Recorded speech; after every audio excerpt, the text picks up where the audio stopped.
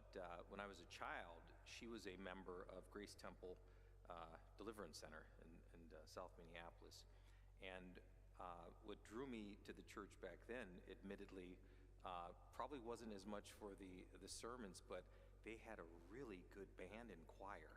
And so the gospel music was something else. And so, but I've always felt a sense of spirituality. I think that my sense of humanity is grounded in that spirituality. And I just think that while we are here on this earth for the time that we have, there's something innate about us giving back and helping each other. And so I'm also someone who believes that, hope isn't a mood, it's a practice. It is something that I try each and every day. It is something that served me during the tumultuous time we had back in the summer of 2020 here in the city. And I knew then that we were going to get through that time.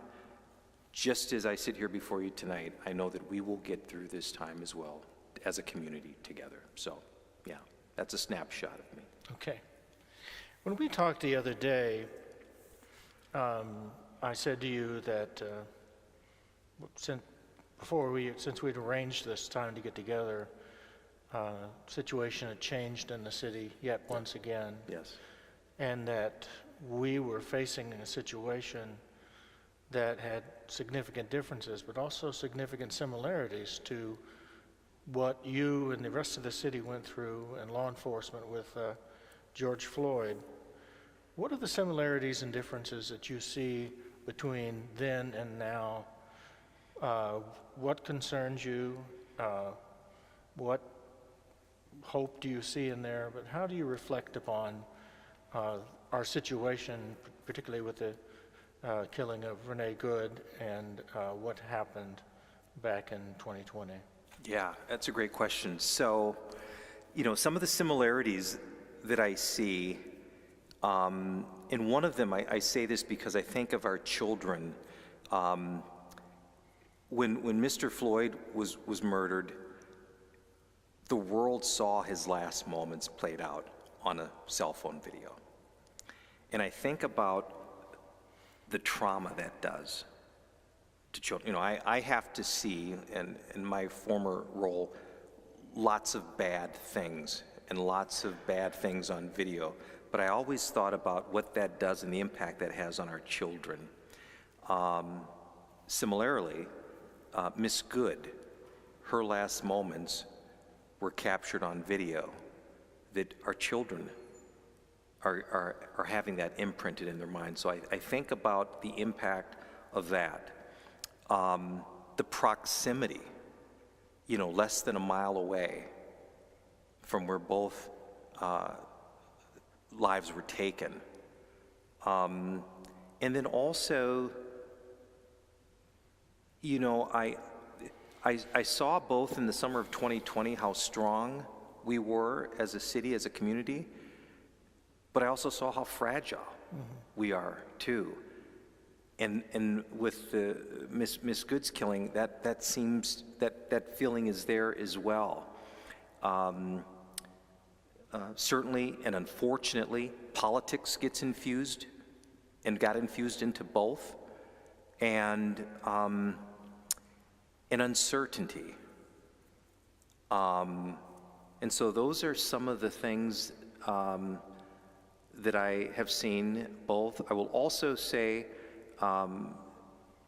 young people galvanized like I'd never seen before in the summer of 2020, and I see that now. I was out at the vigil last week a couple of times, and again, seeing young people, and I'm talking about as young as, I met a young man the first night of the vigil named Ethan, 17 years old, and he was there, and just the conversation we had. But those are some of the similarities that I've seen between both. Yeah.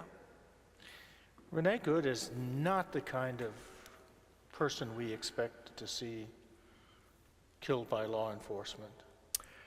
No, That strikes me as a something that many people may find somewhat surprising. A mom of 3 children, it's just, it's not what people expect. Yeah, sadly, yet historically, we have seen and lived through, particularly the black community, disproportionately dying or being killed at the hands of police. Some of those captured on video, some of those not. But we have come to know that occurs. And when we see the video of Miss Good, that doesn't jar with what I think over years of what we sadly expect to see someone who's been killed by the police. That so that's different for a lot of people. Yeah.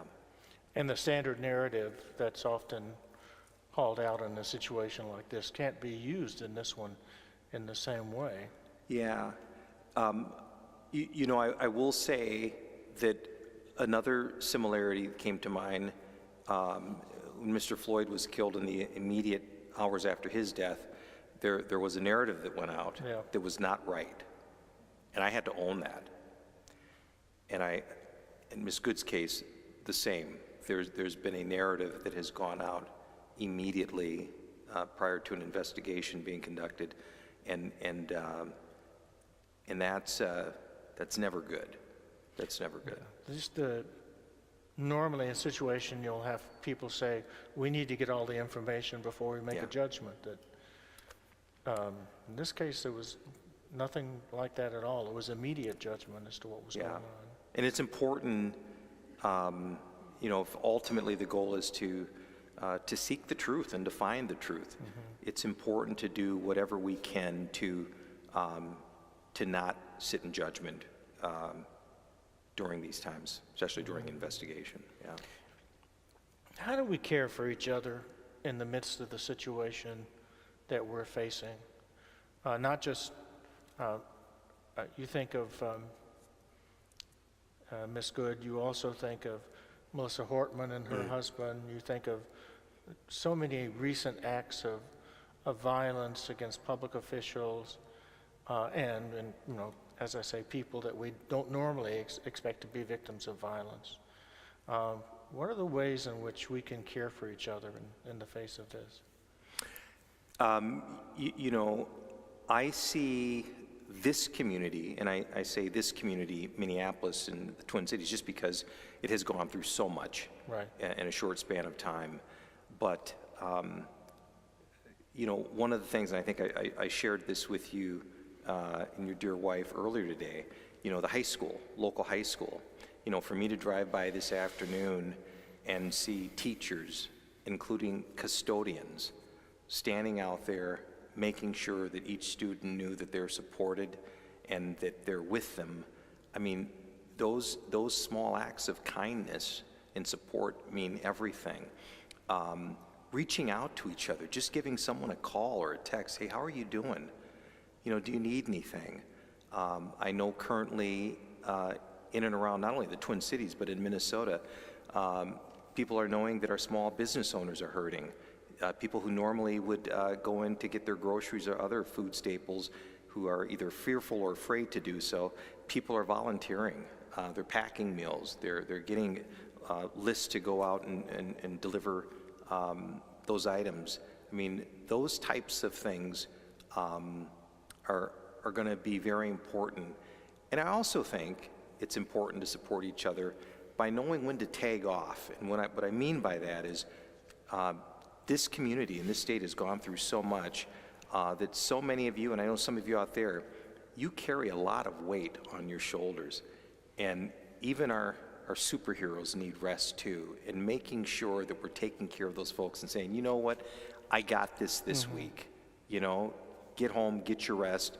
And because I know there is a lot of trauma fatigue in our state today. And so I think just making sure that we're allowing people to get the rest that they need. Yeah. Yeah, and hearing and telling each other stories too. Yes. I think the sharing the narratives of both hope and fear, Yeah. because just to hear another person Absolutely. is important. Truly.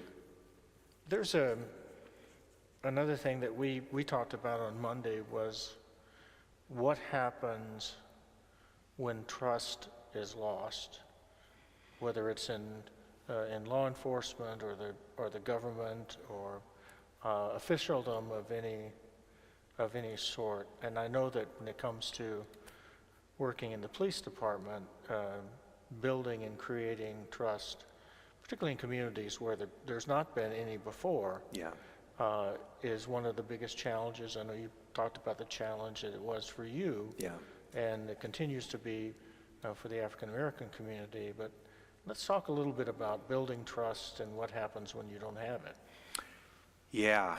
So I can tell you from personal lived experience, particularly now if we're talking about with public servants, trust is the cornerstone.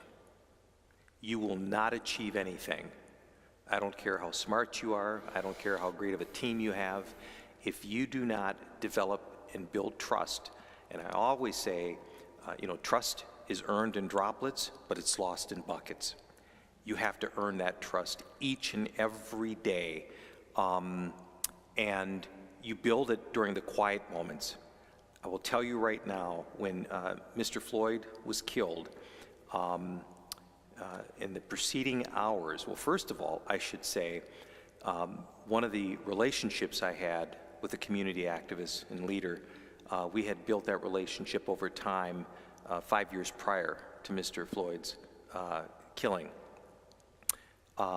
She happened to be the first person to call me that night and said, "Rondo, have you seen the video of your officer killing this man at 30th and Chicago?" She was the first person. No one in uniform had called me. Had she not called me when she did, can you imagine me waking up to the news like each and every one of you did the following morning? So that trust is critically important. And I also want to stress too, having a relationship doesn't necessarily mean having a friendship. You can have allies in your corner who you may not actually be friends, but you have a relationship. And so,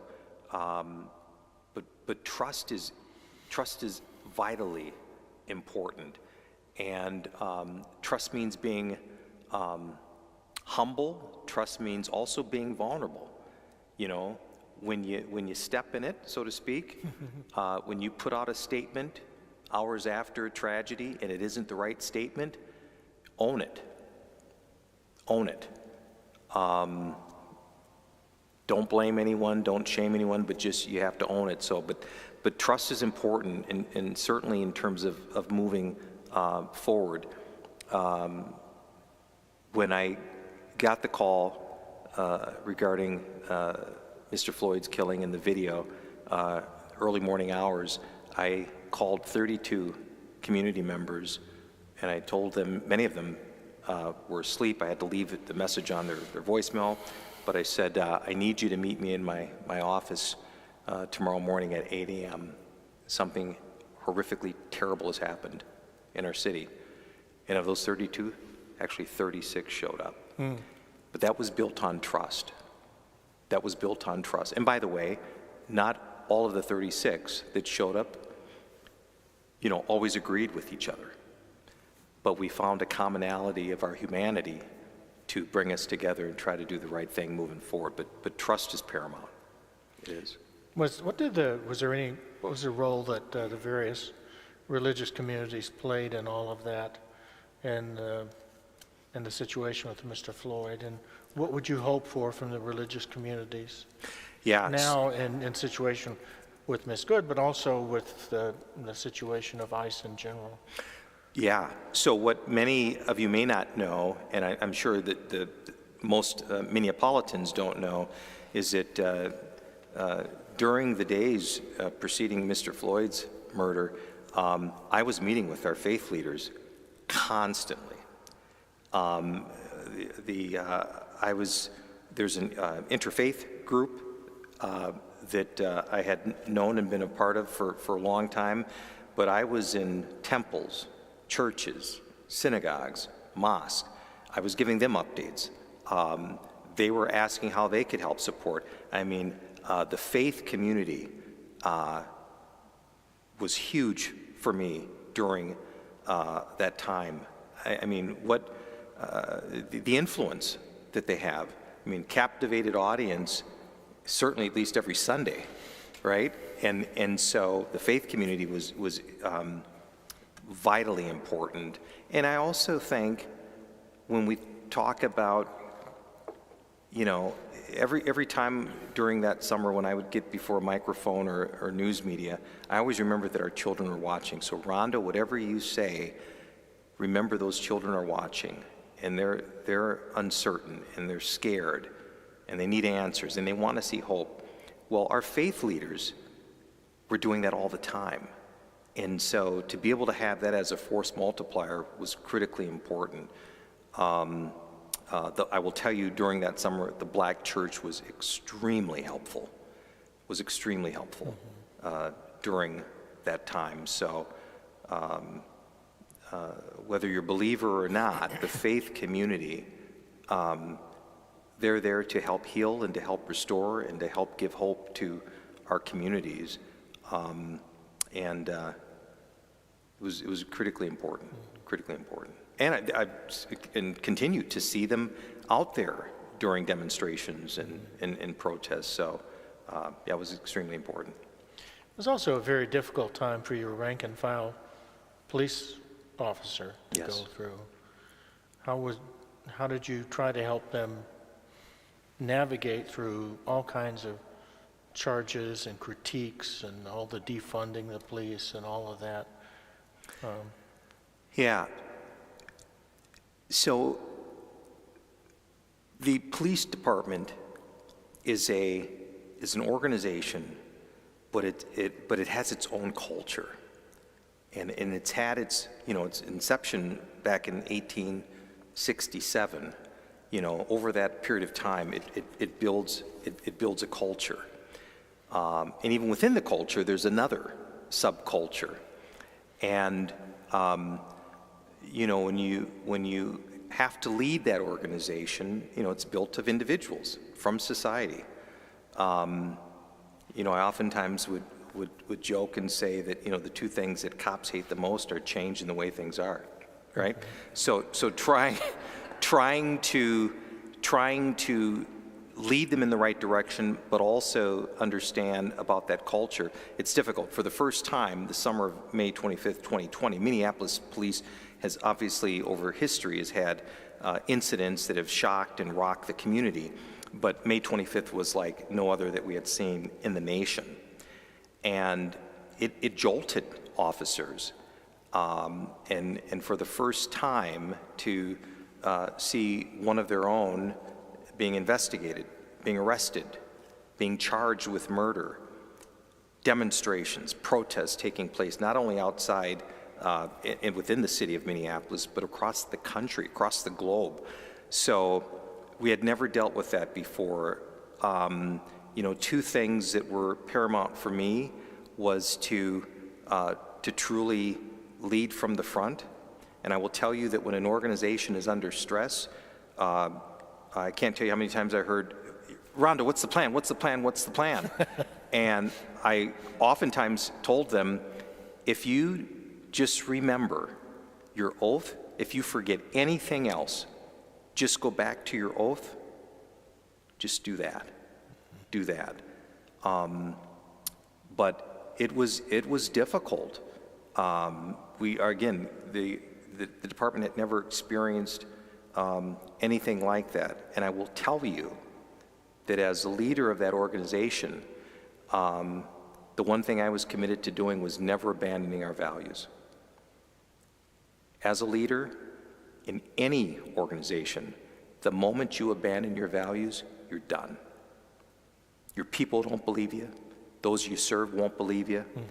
Mm-hmm. And by the way, even if it means, I reported to the mayor at that time. The mayor could have easily said, and there were chiefs that were being shown the door, the mayor could have easily said, Rondo, it was nice knowing you, but this is way too much, and politically, you're out the door.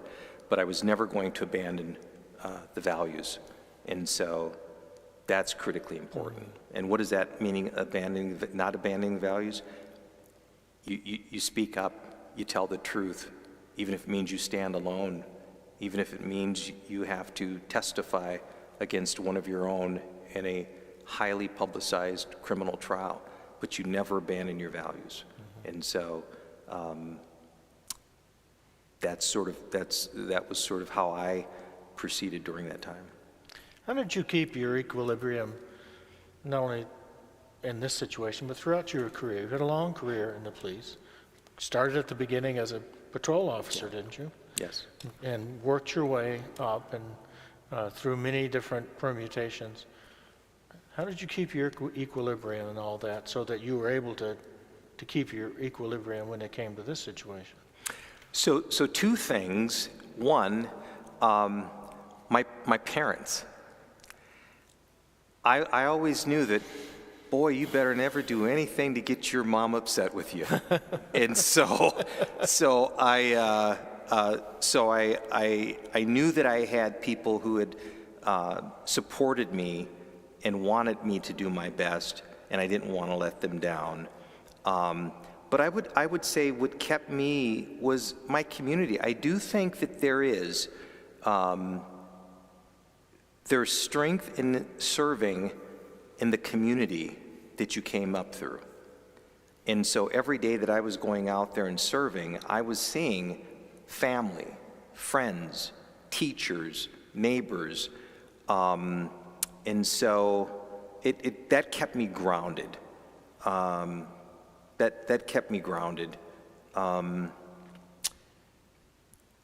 didn't eat well during those days, or sleep much. Too many peanut M&Ms I thought peanut M&Ms was a fifth food group.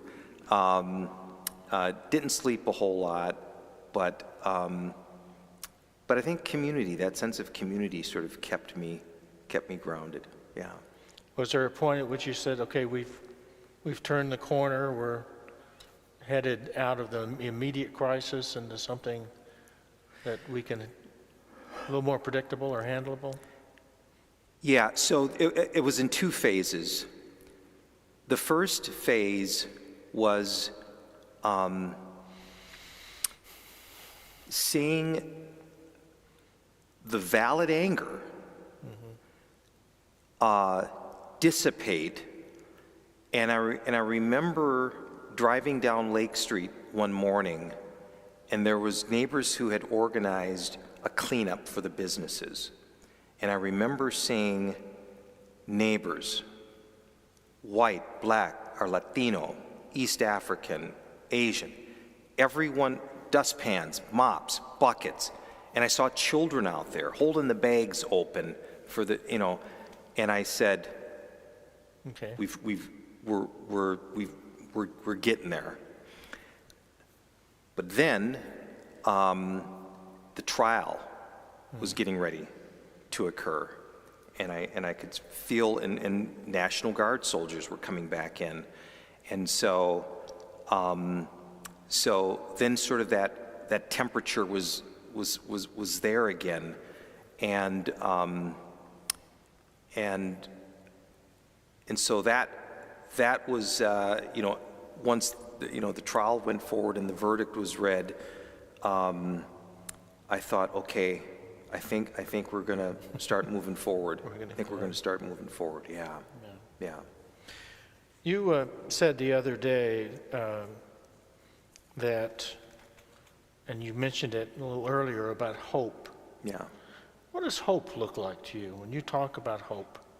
And particularly for us today, where we look at the situation in the city and in the country, and it would be pretty easy to feel hopeless. Yeah. So what does hope look like for you? So I'm out at the vigil last Wednesday night. Might have also been Thursday night. But I'm just in the crowd, and it's a chilly night. And this young man comes up and he says, "That's a sharp coat you're wearing." And I said, "Well, thank you." And he extended his hand and he said, my name is Ethan. And he said, what's your name? I said, my name is Rondo. And I said, Ethan, can I ask why you're out here tonight? And he said, you know, me and my girlfriend, we're from East St. Paul, but we came out here because we wanted our voice to be heard and we wanted to make a difference. And he actually said, and I know you old folks don't really think that we, you know, can contribute and do that, but he says, I want to make a difference. He says, even though I live in East St. Paul, my grandfather's from North Minneapolis, I go to school in East St. Paul, and he says, this matters to me. I think about my future. And let me just share something with you, because you asked about hope, and I just want to, from that conversation we had, and I've kept this here, and it reminds me, never underestimate the power of a moment. So I texted Ethan, we exchanged numbers that evening, and I said, it was a pleasure and an honor to meet you, young man. I'm proud of you. I said, you bring me hope. I said, my best to you and your dear family and your girlfriend. And he responds back, thank you so much, sir. We both appreciate it, and I'll tell her. She's a great friend, and I'm glad she came with me tonight to represent and show support. My family all thanks you, and I appreciate you and the work that you do. Thank you for believing in me and for being there for community. He goes on to say about your kind words and presence mean so much to me, and I'll always appreciate adults hearing my voice with clarity and understanding rather than not. I hope to stay in touch with you and would love to work with you or simply have a good chat in the future. Thank you so much, Rondo. Sincerely, Ethan. We had never met each other before that night. 17-year-old. And with every breath that I have left in me, I want to make sure that I can do to make his future. I don't want today to have to be his future. But he showed up. I think that's powerful. That's hope to me. And so that's what hope looks like to me. Neighbors along Lake Street pitching in. Folks, as we speak right now, packing groceries in their cars and making sure that folks around the community who are feeling fearful to go out are having their meals and continuing to look after each other. Folks who are here today on this cold evening. So that's what hope looks like to me. And I know with so much heaviness that's going on right now in our city, in our state, in our country, but it's around us. Yeah. Well, you and I are both grandparents, so we have to live in hope. We do. We absolutely have to think do. about the upcoming generation and truly those children that we feel so deeply for and are so deeply concerned for. Absolutely. Yeah. We have an obligation to them. Yeah. We do.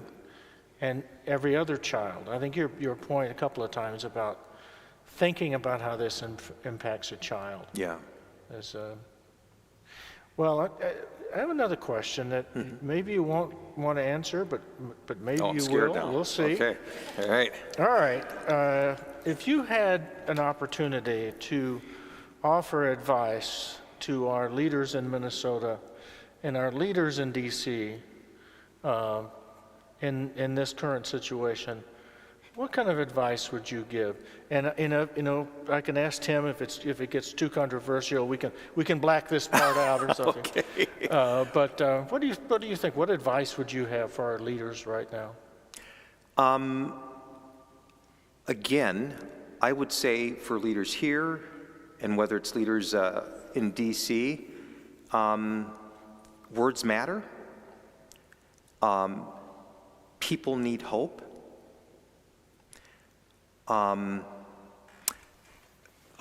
Listen. Every time that I come into a space, I think it's very important to listen first. Recognize people's where they're at. If they're in pain, recognize that. be kind doesn't cost you anything. It doesn't cost you anything. But know that we are stronger together. Division doesn't help us at all. And so those would, and be humble. Listen, I'm not perfect. You know, be humble. And those would be some of the things that I would, yeah. Mm-hmm. I think it must be a particularly difficult time for our state leaders because there's a sense in which they can feel that their hands are tied and there's not much they can do in this current situation. Yeah. You know, history's a funny thing sometimes. I mean, you know, we can look back at some things in history that may be similar to us, or we can look at situations in history that were unprecedented. You know, the events of May 25th, 2020 were unprecedented. Mm-hmm. There are things we can learn from. And even in this time, I'm sure there are people, as you mentioned, who are thinking, folks must have their hands tied, there must be nothing. Something always comes from it. Something always springs forward. We may not know it right now as we're sitting here, but again, I'm a firm believer, we're going to get through this. We are going to get through this. And so those answers will come. Yeah. Well, we've got about 20 minutes or so, and I thought we'd let people ask some questions. We have a microphone that is, Mary is going to take the microphone to you, and if you have, we'll take questions for maybe 15 minutes or so, and then we'll give you a last word at the end. But if you have a question for the chief, just raise your hand. Mary will give you the microphone, and we'll go from there.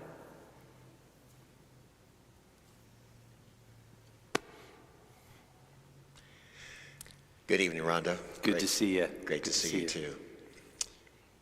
Good evening, everyone. Jeffrey Rainey. I'm a member here at St. Mark's and also chair of the Dean Search Committee.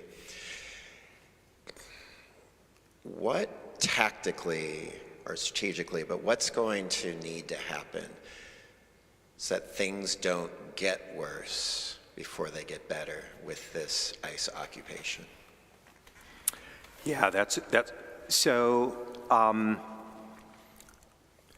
The first thing that I think is critically important, as we have these a couple of thousand ICE agents in our state, communication is vitally important. And what do I mean by that? There's something in public safety called deconfliction conversations. So what does that mean? I'm the chief of Minneapolis, and Richfield Police Department are going to be conducting warrants in our city. Typically, what happens is Richfield would reach out to Minneapolis, and they'd say, hey, Rondo, we've got folks who are going to be conducting warrants. They're going to be in your city operating around Lake Street in Chicago from 9 p.m. to midnight this weekend. And do you know why they call us? And by the way, he says, they're going to be plain clothes, and they have to do this. There's also a risk of weapons, high-risk warrant, all of that. The reason why they make that call, we have that deconfliction conversation, is because we don't want someone calling, there's some guys out here with guns, and they're in my backyard, and our dispatch, rightfully so, sends a squad car, and they round the back of the yard, and now something bad happens. And that's deconfliction. We want to make sure that we don't create any undue risk or harm. The Minneapolis Police Department is probably right now about 600 total personnel. That ain't a whole lot. And by the way, that's from the chief down to the newest recruit. It's not a whole lot. So when you have that many other outside agents operating throughout your city and no one's talking to each other, and we know that even today here in Minnesota, the sun goes down around 5 o'clock. My concern is that we're going to have a friendly fire situation. There's just the risk of that. I mean, by the way, if me and Richfield aren't talking, there's a risk that you could have a situation like that. To have 2,000 plus agents going throughout your city and no one's talking to each other, that's a risk. That's not only a risk to the agents, the police department, our community as well. So tactically, there needs to be communication. And I hear the federal position that, well, we don't want to share details of our operations. Okay, but they don't even need to know just if you're going to be out Friday night, 9 to 12 p.m. in unmarked vehicles in a certain sector, that's all so when that caller calls in, they at least know, okay, it's not someone trying to carjack or this or that. And so communication typically and traditionally in these situations, you'd have that. We don't have that right now. That's concerning. That's concerning to me. The other thing I think that would be very helpful is that even though the federal Department of Homeland Security and DOJ are handling the case, even if they're not allowing our Minnesota BCA, Bureau of Criminal Apprehension, to be a co-investigator anymore, I hope, and I as I sit here tonight, I don't know if Ms. Good's partner is receiving, but typically we'd be giving updates. This is how the investigation is proceeding. We're collecting witness testimony. Just so that, that's important. I think that vacuum of silence creates distrust. And so those are a few of the things that go through my mind. Yeah.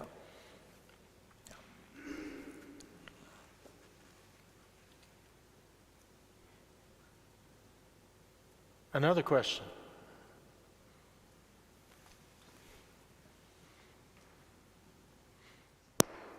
This is a couple of comments and maybe a question. So yes, we were there and saw your I saw you. Splendid, is that Venus next to you? Yes, yes. It's so good to see you. And by the way, it was cold that night, wasn't it? Yes, yes. But it was so good to see you both that evening. Yes. I just want everybody to know it is an amazing coat. Oh, thank you. Thank you. Shameless plug. Thank you. Yes. So if you guys don't know me, I'm Lynette Rainey Grandel. I'm a St. Markin here, and this is my spouse, Venus DeMars, who comes with me to church sometimes. And I guess, I thank you for that explanation of the lack of coordination, and I'm so sorry that's happening to our police department. And I will say the BCA is doing their own investigation. I don't know how far it will get, if they'll get enough evidence, but they are doing their own investigation, even though they're being shut out by the FBI. And I guess my question is, what can citizens do to help the Minneapolis police do what they can? Because it's so clear in all of these conflicts that I have been to within a block or two of my house, that the ICE agents just kind of pile on and they block the street, they drive the wrong way on the one-way streets. And the last one I was filming, I was screaming, I want the real police here, because the ICE agents they'd collided with a regular person's vehicle coming out of the alley too fast, and there should have been the police presence, and there's no way the police vehicles could have gotten to the scene. So what can we do as citizens to help, but also be there as witnesses? Yeah, that's a great question. And by the way, I just want to also say what hope looks like to me, both you being out there that evening to make sure that your voices were heard and to recognize Ms. Good. That's what hope also looks like to me as well.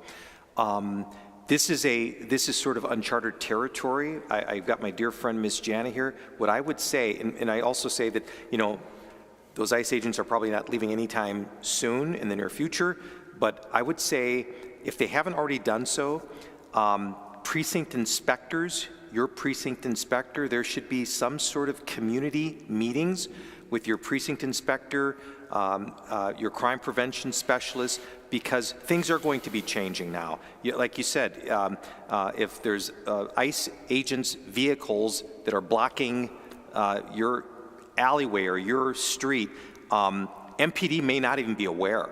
They probably won't be aware. But I think it's going to be incumbent upon community to really start talking with MPD, your precinct, your local, your precinct inspectors, and keeping them abreast. Again, their resources are really limited themselves, so maybe prioritizing. Is there a assigned crime prevention specialist that our neighborhood on Portland Avenue can call if we're starting to see things, and when we need a response from MPD? I think that's going to be critically important. I don't know what the call surges look like with our 911 dispatchers, but I'm sure there's neighbors and folks calling in with complaints or this. So I think reaching out to your precinct inspectors and seeing if they're going to start having, weekly updates, meetings, just to inform your neighborhood how we can work better together. Because you're going to have to, this is an unprecedented situation. Minneapolis has the jurisdiction for doing public safety in the city, but you have now a couple of thousand federal folks who are operating, and if there's no communication between the local and the feds, but every Minneapolis police officer took an oath for Minneapolitans, so I think it's going to be important to make sure that you're reaching out to the precinct inspector, a crime prevention specialist, to say, hey, how can we work better together? How can we, are we triaging the calls into 911 better, so when we really need an MPD officer to show up, we can get that response? And so I think that's going to be very important. Yeah.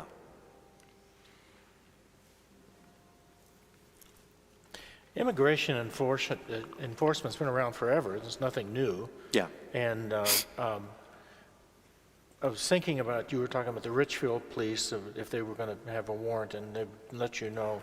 In the past, in a more ordinary situation, if there was an immigration enforcement group coming into the city, would they normally liaise with the police department? Yes. And would say, we're going to be here, there's a person we want to pick up, and maybe even have some police with them? Or how would that have worked in normal situations? Yeah, normal situations, and we've worked, again, immigration they've been operating in Minnesota for years. They normally would reach out to us. Many of them may not know the city. They may not know that, Park Avenue is a one-way. They may not know those types of things, and so they would reach out.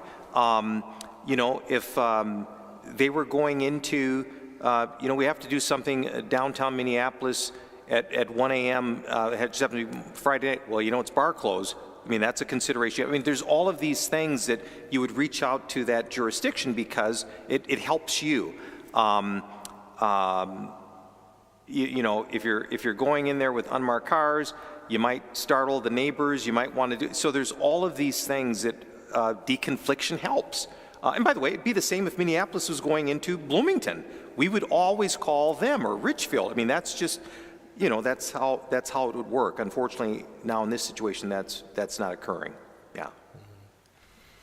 Thank you, Father Jay, for doing this. I'm Robin Francis. I'm at Father Jay's current parish in Stillwater. The situation is going to evolve. What would throwing the National Guard into the mix do?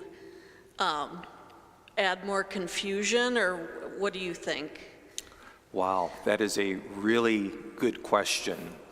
So I can tell you that if in fact the governor, obviously it's something that the governor would have to enact, if he has to enact the Minnesota National Guard, the one advantage is that the vast majority are from Minnesota. They're from our communities here. They understand our state, our communities. During the summer of 2020 and during also the subsequent trial in 2021, they've gotten to know. They know communities. Matter of fact, one of the I remember when the National Guard first were coming in that summer of 2020, our Native, and Gianna, you can speak to this too for me, but our Native Indigenous community, there's a history between soldiers in our Native community, and they had a liaison from the Minnesota National Guard go out to Little Earth, speak with the elders there, and get to know, hey, this is what we want to respect you. And so those sort of cultural awarenesses, our Minnesota National Guard have done a great job with that. And by the way, they are working with the MPD. They would be in a command post. They would be communicating, what is our posture? De-escalation. Everyone's on the same page. So that would be if Governor Walz decided to bring them in and activate them, that would be an advantage as opposed to having other federalized force troops coming in here. From a political standpoint now, that might cause a reaction, and I think that's they have to weigh that as well. But our Minnesota National Guard, whether it's serving and helping out in disasters, or certainly they now have an experience working in city environments through Minneapolis, St. Paul during 2020, 2021 for the trial. So. Yeah, and I know he's mentioned publicly, the governor, about it's a possible option. It is my hope we don't need to. I think our communities are trying to deal with enough as it is already of so many uniforms in the community, but it's an option for him. Yeah, above my pay grade if he has to make that decision. So, yes, yeah.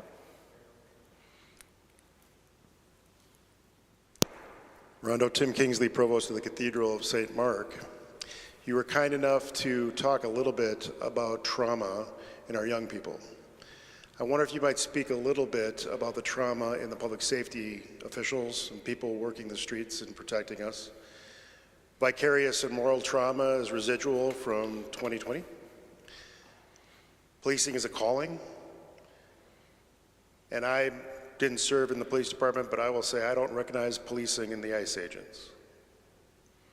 How does that impact those that are called to serve in our public safety community? Yeah, that's a great question. So many of you know that police officers, and they sign up and they take the oath to do that, but they are seeing and going to a lot of situations that most of us, thank goodness, would never have to be involved in. That impacts them. They have children. They have loved ones. And so, that trauma is real. We've come a long way. I remember as a young officer working a patrol one night in North Minneapolis, and at 11 o'clock p.m., I went to a baby not breathing call, and the baby died. And at midnight, I went to a horrific domestic abuse situation. And at 1 a.m., there was a shooting incident. And so I remember going back into the 4th Precinct station area, and I was just sitting on a chair, kind of where our supply room was, just sort of trying to take all that in. And a gruff sergeant came in, and he kicked my chair, and he said, "Suck it up, kid, get back out there." And that's how we dealt with it back then.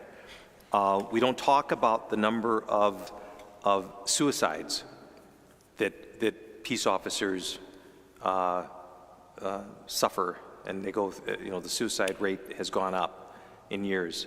I think about the number of officers that have left the Minneapolis Police Department since 2020, and those new officers who are coming on, and they're thrown into this now. They're thrown into this. And it's understandable sometimes that people just, when they see a uniform, I used to always tell officers that sometimes when people are angry at you, it's not from the neck up, because they don't know you, but it's what historically this uniform has represented. Try not to take it personally, but when our communities see and when our officers are dealing with this, they're out of the scene that they had nothing to deal with, and they're being called. It affects them. It affects them, And so I think we just need to be mindful of that. You know, anger is real, frustration is real, but you know, I wish we lived in a world where no one harmed one another. That doesn't exist today. So we are still going to need people who will run into harm's way to help us. And so, knowing they're human beings, we want to make sure, you know, I always wanted to make sure that you're showing up in that uniform to serve our community. You have to be your best self. And if you're not, if you're having a bad day, you got in an argument with your significant other, I'd rather you call in sick than to go out there, because we have a lot of our communities dealing with trauma. And, you know, hurt people hurt people. And when those two trains collide, bad things happen. So I think that we have to understand that. It's also, the Minneapolis Police Department has fewer officers. They're running from call to call to call to call. Neighbors are getting upset. You know, if I have to wait 3 hours to get a burglar report, I'm just frustrated. Now when that officer finally does come, they're hearing about it, you know. And so it's just something that we have to be mindful of. But this current situation, yeah, it's absolutely going to take a toll on those officers, those Minneapolis officers out there. Also because it feels like there's some old wounds that are being reopened again from 2020. So, yeah. And the ICE agents often wear something that says police Yes, on them, yes, which, you know, someone sees that, they're not necessarily going to distinguish between the agent that's acting in this particular way and the police officer, you know, that's serving them. absolutely. And I think if children are watching, whether it's out in their neighborhoods or they're watching on news, and they just see an agent doing something that they know is wrong or they feel is wrong, well, they're not going to distinguish between that Minneapolis, like, well, someone else had police too and did this. And so that also goes back to why it would be, it's so important there was able to have some collaboration. And there was you know, we call it ROE's rules of engagement, you know, that, hey, de-escalation, that's our number one thing we're going to, you know, we don't need to cause any more heightened tension right now in our city. Yeah. We have 2 more questions over here, Jay. Do we still have time? Is there another question? We have 2 more. Okay. All right, go ahead. We got 2 minutes.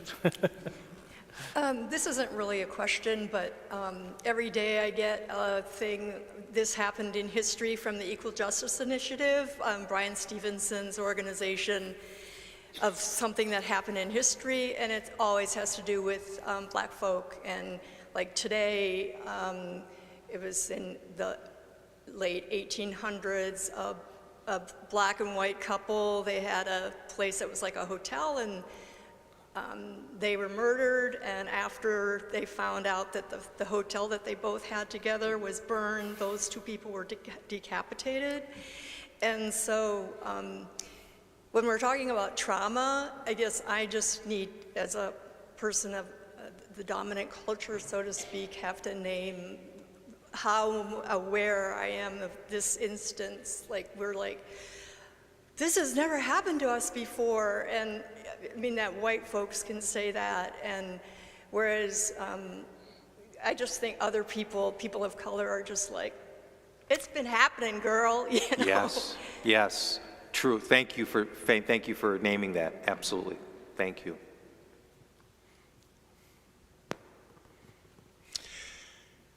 We miss you. I miss you. I miss you. Thank you. Thank you. Thank you. Thank you. I invite you to self-promote. Like, what are you up to these days? What are your pursuits? Where do we find you? Where do we connect with you? How do we be around you and not, not at events per se? Love to be part of what you're doing on a daily basis, my brother. Thank you for saying that. So I'm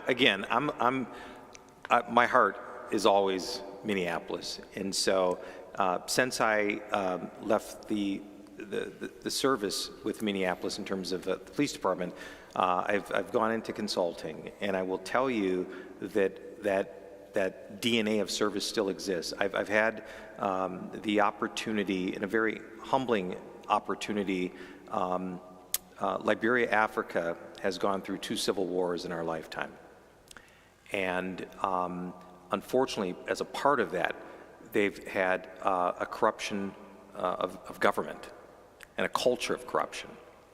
And so I was asked by both President Joseph Boakai and their Inspector General of Policing, Greg Coleman, to come out there and do an assessment and to try to help them as they're trying to move forward.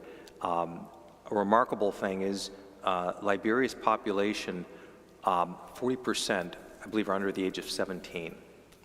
So they have a generation of young people who've not had to live through the trauma of that civil war. So there's a remarkable opportunity there, and so they want something different.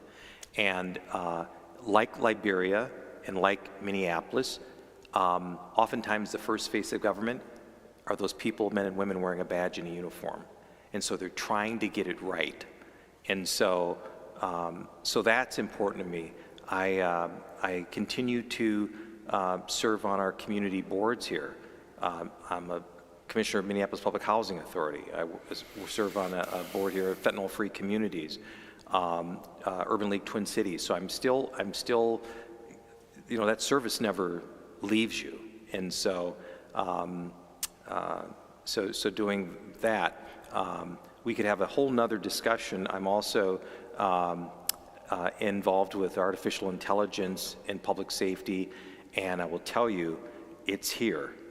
And we could have another conversation about lack of guardrails, making sure that ethics, that we vet out biases embedded in these systems.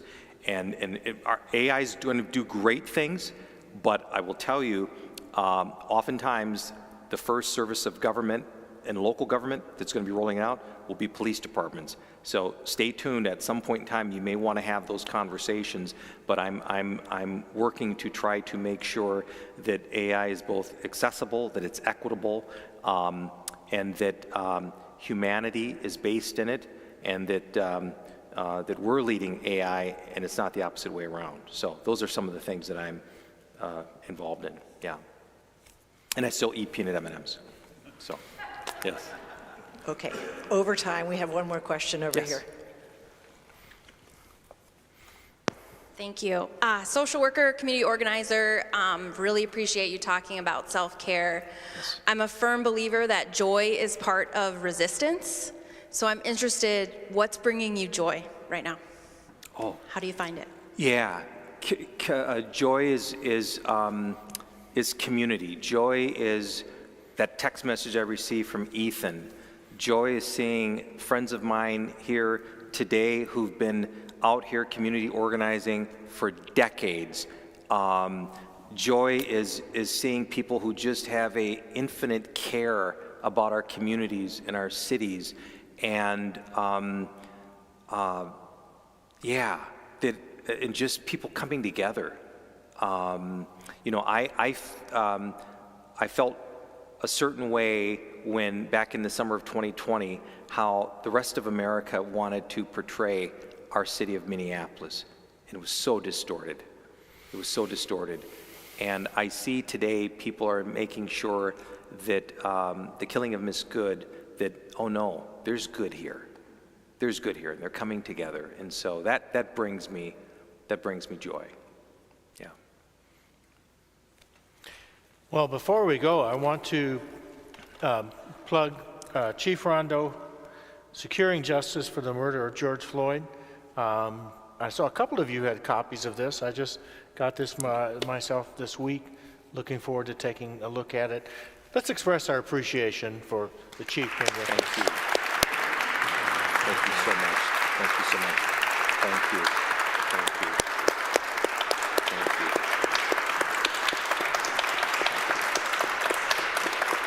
Thank you.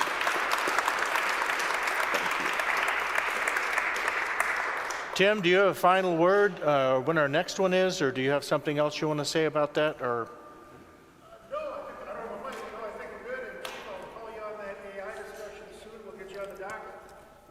Absolutely. Well, okay, yes. Thank you all. thank you.